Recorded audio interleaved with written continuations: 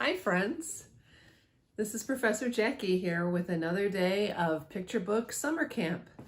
Today I'm going to read to you one of my favorite books, A Chair for My Mother by Vera B. Williams. She wrote and illustrated the book, so she wrote the words and drew the pictures. This says, Blue Tile Diner. My mother works as a waitress in the Blue Tile Diner. After school sometimes I go meet her there. Then her boss Josephine gives me a job to do. I wash the salts and peppers and fill the ketchups. One time I peeled all the onions for the onion soup. When I finish, Josephine says, "Good work, honey," and pays me. And every time I put half of my money into the jar.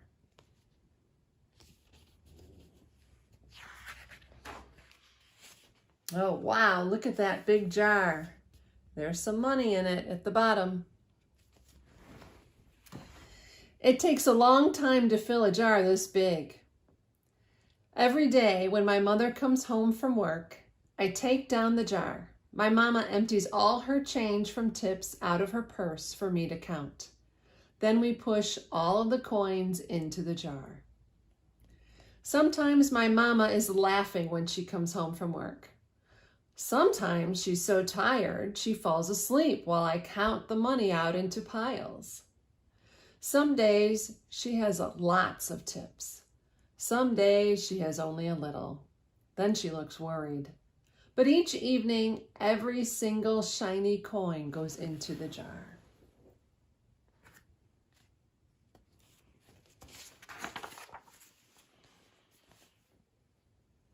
We sit at the kitchen to count the tips. Usually, Grandma sits with us too. While we count, she likes to hum. Often, she has money in her old leather wallet for us. Whenever she gets a good bargain on tomatoes or bananas or something she buys, she puts the savings and they go into the jar.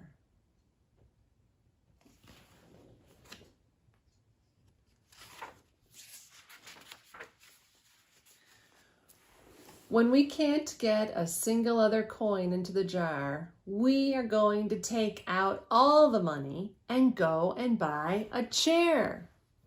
Yes, a chair. A wonderful, beautiful, fat, soft armchair. We will get one covered in velvet with roses all over it. We are going to get the best chair in the world. That is because our old chairs burned up. There was a big fire in our other house. All our chairs burned. So did our sofa, and so did everything else. That wasn't such a long time ago.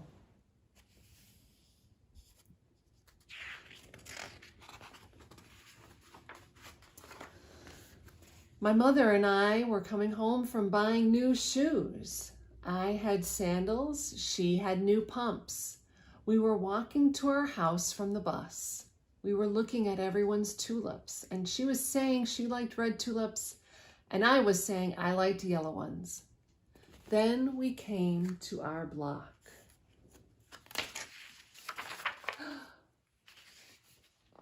See them running?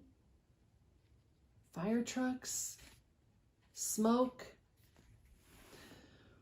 Right outside our house stood two big fire engines. I could see lots of smoke. Tall orange flames came out of the roof. All the neighbors stood in a bunch across the street.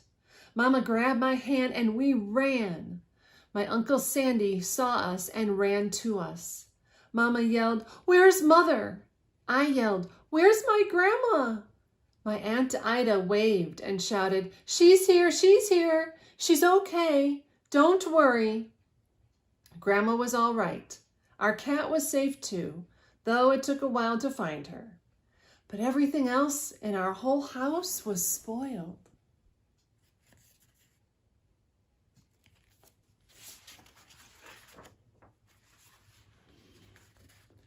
What was left of the house was burned to charcoal and ashes.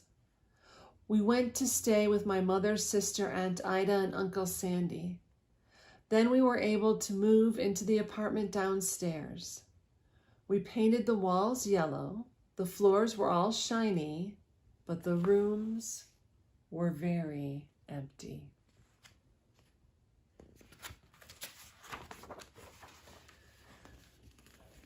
Look at this. Do you notice the brighter color?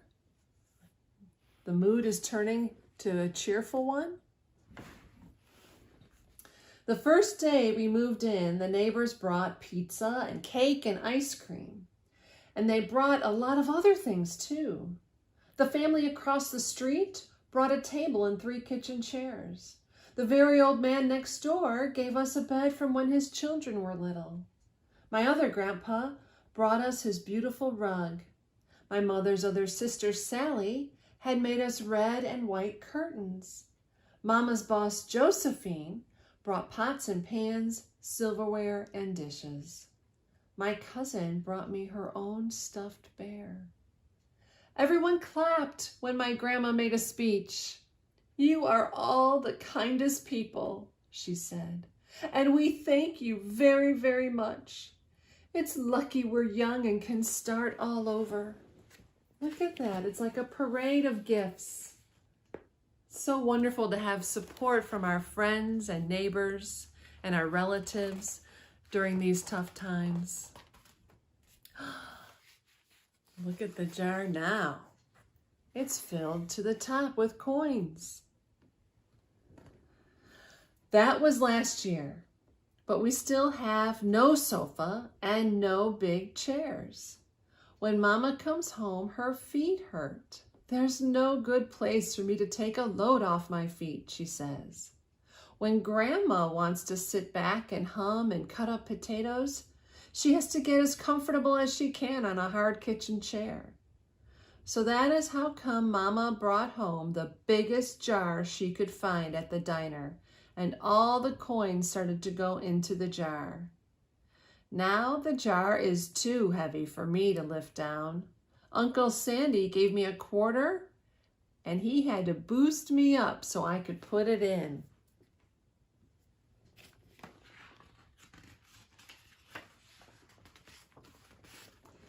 After supper, Mama and Grandma and I stood in front of the jar. "Well, I never would have believed it, but I guess it's full," Mama said. My mother brought home little paper wrappers for the nickels and the dimes and the quarters. I counted them all out and wrapped them all up. On my mother's day off, we took all the coins to the bank. The bank exchanged them for $10 bills. Then we took the bus downtown to shop for our chair. So here they are at the bank. And here's their stack of $10 bills.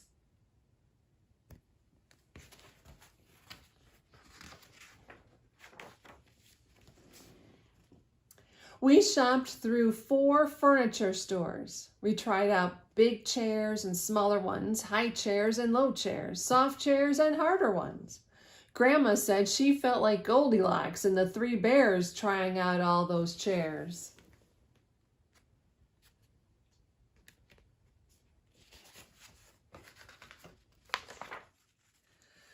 Finally, we found the chair we were all dreaming of.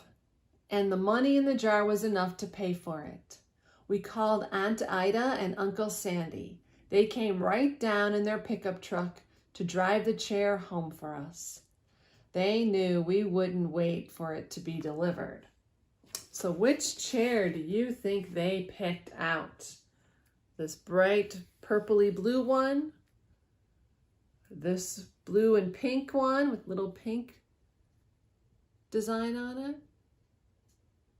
Ooh, or this red one with the roses on it, sitting on the nice golden yellow rug. If you're thinking what I'm thinking it's that chair. Vera Williams, the author and illustrator, has given us clues already, hasn't she? Look at the border. It's the same pattern as that chair. And That border was on this page too, when they first started looking for their chairs. Do you see it? And I think we saw that chair earlier in the story when she was dreaming about buying that chair. There it is. Let's see if we're right.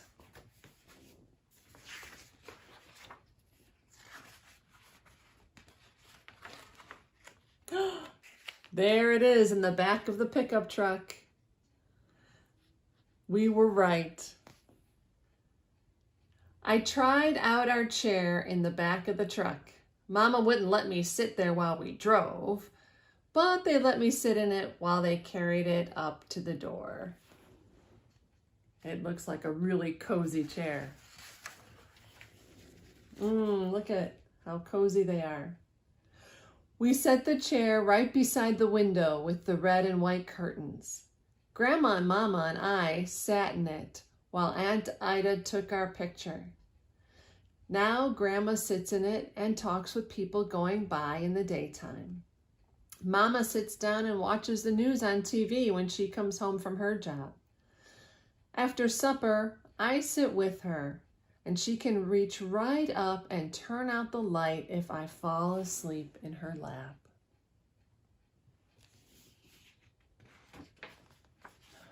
And there they are, Grandma and her mama and her in their chair. What a wonderful story about taking something that's really bad or very upsetting and making something positive out of it, doing something about it to try to help make it better. What they did was Mama brought home a jar from work, an empty jar. We could do that too.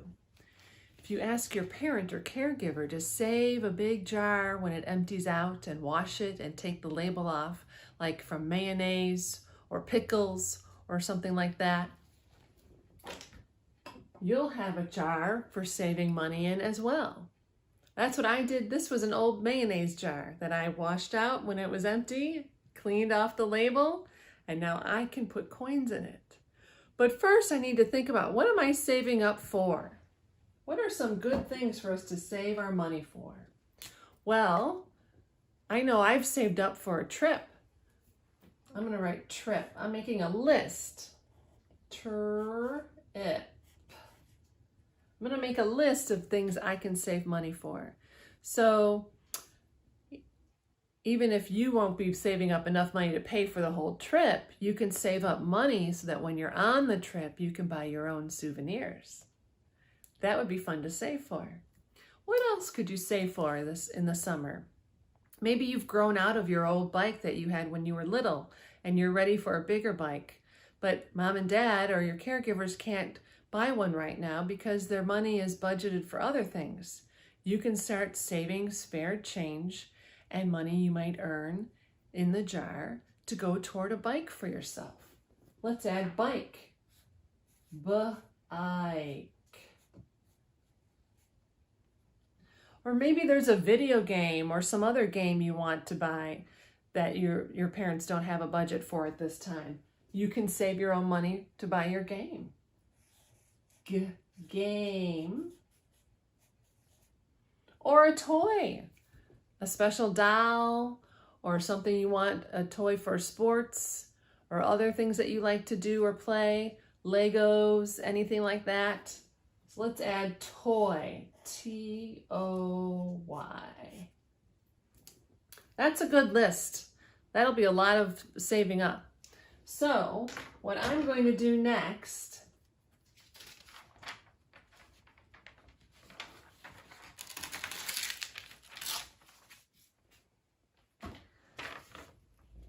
is I'm going to cut my list out.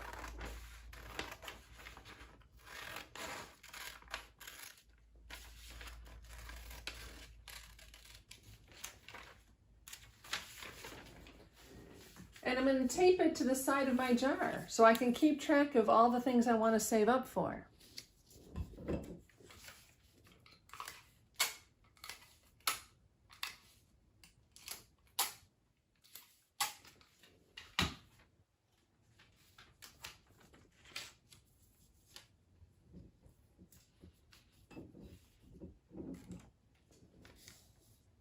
Oh, that's a little crooked. I'm going to change that. Like this.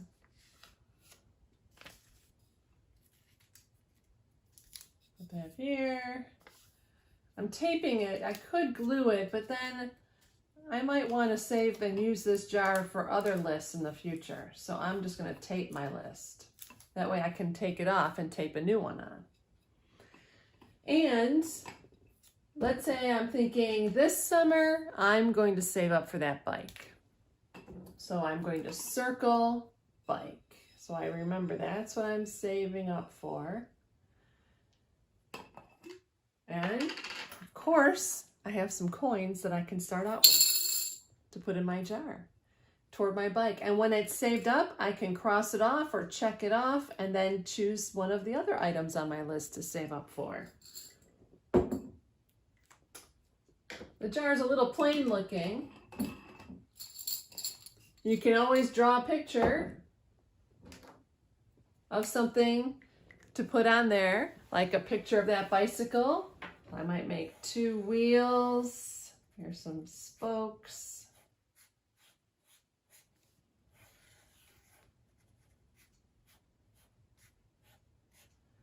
And handlebars. And I come down, go over the top here. And we have pedals. And my seat. And the back. That could be my bike. I'm sure you would draw one a little better than I did, but it looks okay. I'll cut that out.